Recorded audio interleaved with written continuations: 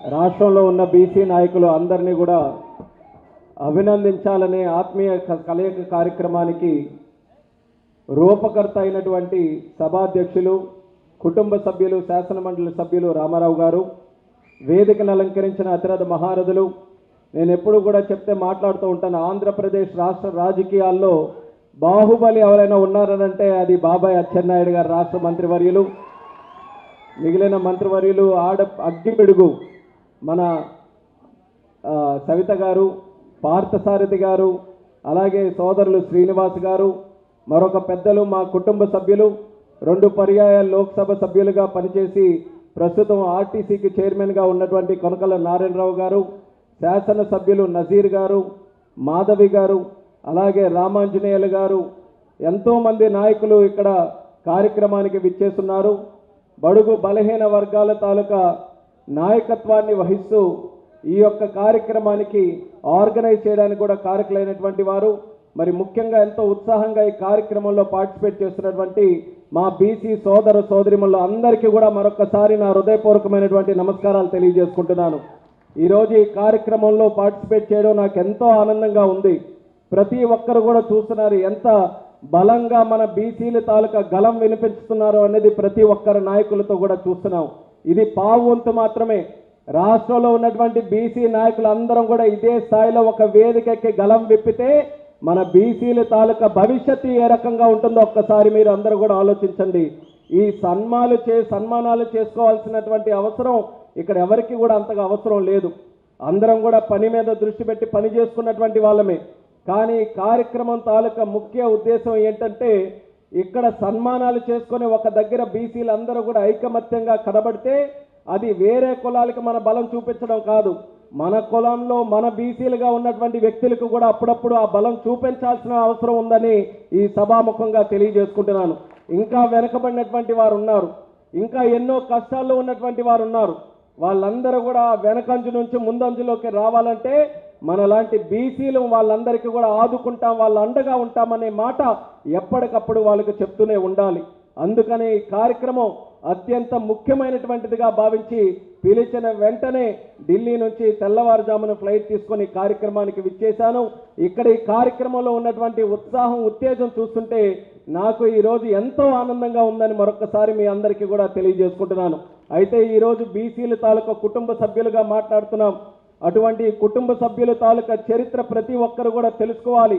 ఈరోజు బీసీలుగా ప్రతి ఒక్క కులం నుంచి ప్రాతినిధ్యం వహిస్తూ అన్ని ప్రాంతాల నుంచి కూడా ఒక నాయకత్వం ముందుకు ఈరోజు వచ్చిందనంటే దానికి కారణం యుగ పురుషుడు, విశ్వవిఖ్యాత నట సార్వభౌముడు నందమూరి తారక రామారావు గారని మళ్ళీ మళ్ళీ మళ్ళీ ఏ బీసీ సభ జరిగినా చెప్పాల్సినటువంటి బాధ్యత మనందరి మీద ఉంది. కొత్త తరం వస్తుంది. అటువంటి కొత్త తరం కూడా రేపు భవిష్యత్తులో బలమైనటువంటి పునాదులు వేసుకొని ముందుకు వెళ్ళాలనంటే మన తరం ఏంటి, మన చరిత్ర ఏంటో ఒక్కసారి వాళ్ళందరికీ కూడా ఎప్పటికప్పుడు గుర్తు చేయాలి. అదే తారక రామారావు గారు 1982లో తెలుగుదేశం పార్టీ పెట్టినప్పటి నుంచి బీసీలకి మీద ఒక ప్రత్యేకమైనటువంటి శ్రద్ధతో వాళ్ళకి రాజకీయంగా, సామాజికంగా, ఆర్థికంగా ముందుకు తీసుకొని వచ్చే బాధ్యత మన తెలుగుదేశం పార్టీ తీసుకుంది.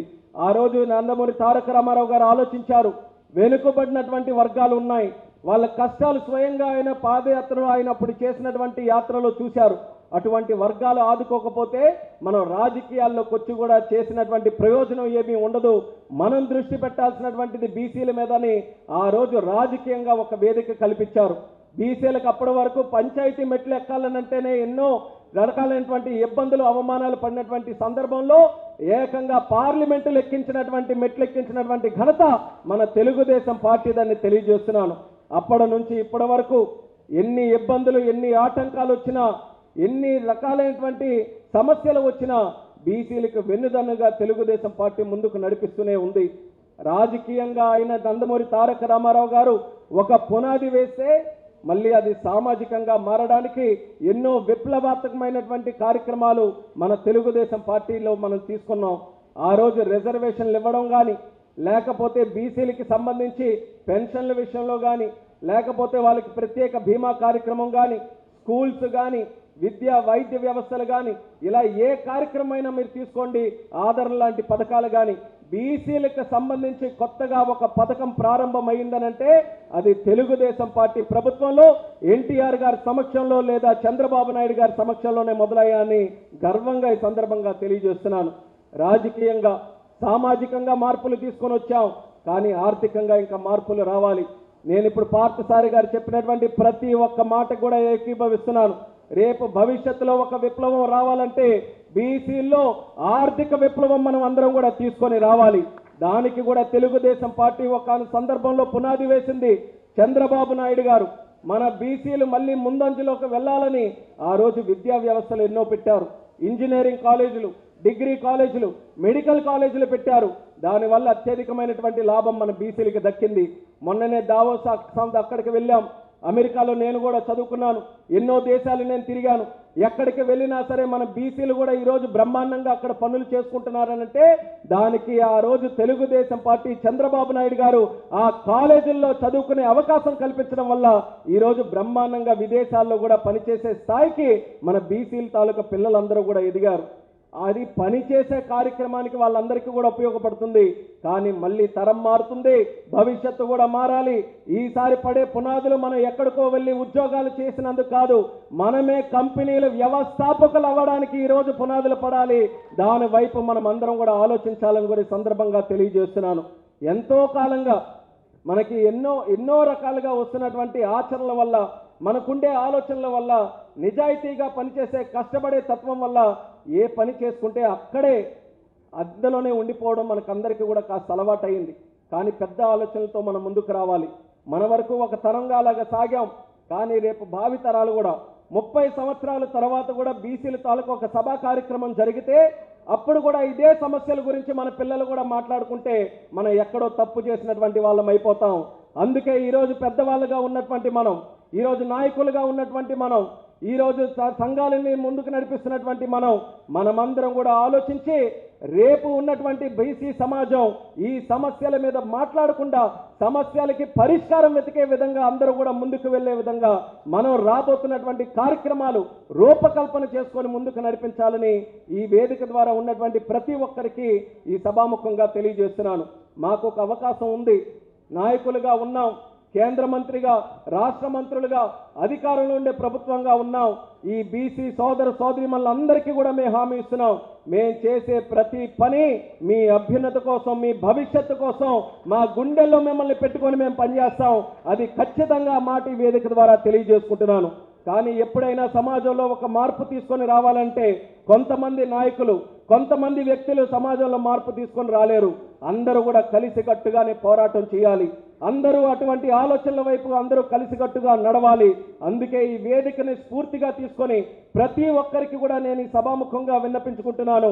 అందరం కూడా మనం అనుకుంటున్నటువంటి లక్ష్యాల వైపు మీకు కూడా తోచినైనటువంటి విధంగా ఆ వైపు అడుగులు వేస్తే ఖచ్చితంగా రాబోతున్నటువంటి తరం ఈ దేశమే కాదు ప్రపంచాన్ని ఏలేటటువంటి తరంగా మన బీసీలు ముందుకు నడుస్తారని కూడా ఈ సభాముఖంగా తెలియజేసుకుంటున్నాను.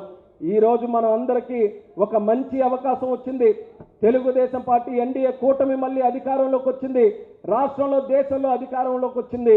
దానికి కారణం కూడా మన బీసీలు అనేది ప్రత్యేకంగా తెలియజేస్తూ బీసీ సోదరీమణులందరికీ కూడా మనస్ఫూర్తిగా అభినందనలు తెలియజేసుకుంటున్నాను. మీరందరూ కూడా చేయి జోడించకపోతే మనం ఈసారి కూడా గెలిచే పరిస్థితి రాకపోవచ్చు. కానీ మీరందరూ నిర్ణయించుకున్నారు, బీసీలందరూ కూడా కదం తొక్కారు. మనకి జరిగినటువంటి అన్యాయం, మనకి జరిగినటువంటి మోసం మళ్ళీ జరగకూడదు. మళ్ళీ మనకి న్యాయం చేసే నాయకులు రావాలి, మనకి న్యాయం చేసే ప్రభుత్వం రావాలని రాష్ట్రంలో ఉన్నటువంటి బీసీలందరూ కూడా ఐకమత్యంగా ఒక అడుగులు వేశారు. కాబట్టి ఎలాంటి మెజారిటీలు వచ్చాయి, రికార్డు బ్రేకింగ్ స్థాయిలో ఈరోజు రాష్ట్రంలో మెజారిటీలు వచ్చాయి. మెంబర్స్ కూడా మనం గెలుచుకున్నామనంటే దానికి మూల కారణం మన బీసీలన్నీ తెలియజేసుకుంటున్నాం. గతాన్ని గుర్తు చేసుకుంటే 2019 నుంచి 24 వరకు జగన్మోహన్ రెడ్డి గారు ప్రభుత్వంలో ముఖ్యమంత్రిగా ఉన్నప్పుడు ఎంత మోసం మన బీసీలకి జరిగిందో ఒక్కసారి మీరు అందరూ గుర్తించాలి.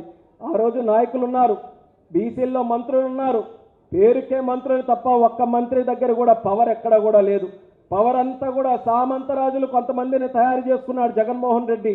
రాష్ట్రం అంతా ఆయన రాజ్యంలాగా రాజ్యం పంచుకున్నట్టు ఆయనకున్నటువంటి వ్యక్తులకు అందరికీ కూడా పంచి ఆ పంచుకున్న రాజ్యాల్లో ఎవరైనా బీసీ మంత్రులున్నా ఎమ్మెల్యేలున్నా నాయకులున్నా ప్రజలున్నా వాళ్ళ దగ్గర తల వంచి వాళ్ళ ముంగిట కూర్చొని అడుక్కుంటే ఏదైనా ఇవ్వడం తప్ప ఏ ఒక్కరికి కూడా రాజ్యాంగబద్ధంగా న్యాయం జరిగినటువంటి పరిస్థితి గత 5 సంవత్సరాల్లో కూడా జరగలేదు. ఎంతో అవమానం జరిగింది బీసీలకి. ఇక్కడ జిల్లాల నుంచి అక్కడ ఢిల్లీ వరకు కూడా అన్యాయం జరిగింది. నేనే ఒక సందర్భంలో పార్లమెంటులో మాట్లాడుతుంటే నన్నే అన్పార్లమెంటరీ లాంగ్వేజ్లో పార్లమెంట్లో కూడా మాట్లాడినటువంటి రోజులు ఉన్నాయి. కానీ బీసీల తాలూకా గుండేది. అక్కడ ఎంత అవమానం జరిగినా ధైర్యంగా నిలబడి మన పార్టీలో 3 ఉన్నా సరే 300 మంది ఉంటే ఎంత ధైర్యంగా మాట్లాడతామో ఆ రోజు అంత గట్టిగా మన ఆంధ్రప్రదేశ్ రాష్ట్రం తాలూకా గలం పార్లమెంటులో కూడా వినిపించాం. అలాగే ధైర్యంగా బీసీలందరూ కూడా ముందుకు వచ్చి ఆశీర్వదించి ఈరోజు మళ్ళీ ప్రభుత్వానికి మీరందరూ కూడా పునాది వేశారు. అటువంటి ప్రభుత్వం ఖచ్చితంగా మీ అందరి కోసం, మీ అందరి తాలూకా భవిష్యత్తు కోసం నిరంతరం కృషి చేస్తూనే ఉంటుందని తెలియజేసుకుంటున్నాను. చిన్న వయసులో ఎంపీగా అవకాశం వచ్చింది. దానికి కారణం మా తండ్రి ఎర్రన్నాయుడు గారు. ఈ రోజు ఉన్నటువంటి బీసీ కుటుంబంలో ఒక్కసారి మళ్ళీ చరిత్ర తిరిగేస్తే అందరూ కూడా ఎర్రన్నాయుడు గారి కుటుంబ సభ్యులే. ప్రతి ఒక్కరి తాలూకా చరిత్ర, ప్రతి ఒక్కరి తాలూకా కుటుంబంలో ఏదో ఒక సందర్భంలో ఎర్రన్నాయుడు గారితో ఒక పరిచయం ఉండడం, ఆయన ద్వారా ఒక కార్యక్రమంలో లబ్ధి పొందడం అనేది అందరికీ కూడా ఎక్కడో ఒక దగ్గర జరిగింది. అందుకనే ఎర్రన్నాయుడు గారి తాలూకా వారసుడిగా నేను మొట్టమొదటిగా ఎవరికి తెలియపోయిన రాజకీయాల్లోకి వస్తే అందరూ కూడా సొంత బిడ్డగా ఆశీర్వదించి చిన్న వయసులోనే ఒక పార్లమెంటు సభ్యుడిగా నాకు గెలిపించారు. ఆ యొక్క ఆశయాలని, ఎర్రన్నాయుడు గారి తాలూకా ఆశయాలని నా భుజాలు వేసుకొని ముందుకు నడిచి మరి నేను కానీ నా బాబాయ్ అచ్చెన్నాయుడు గారు కానీ మేమిద్దరం పేరుకి ఎర్రన్నాయుడు గారి వారసులుగా అవ్వచ్చు, కానీ ఈ రాష్ట్రం